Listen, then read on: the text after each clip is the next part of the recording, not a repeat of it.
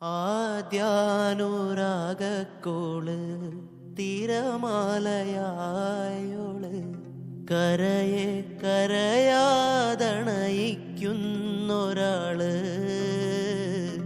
കനവിലെ കാടൊന്നിലെ കാരാഗ്രഹ കൂടൊന്നിലെ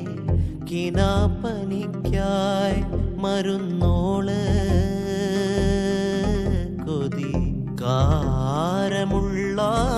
പിന്നെ കടന്നലായി വിധി വേറെയൊന്നായി പിന്നെ കടച്ചിലായി ആവേശം കൊള്ളുന്ന മോഹികളെ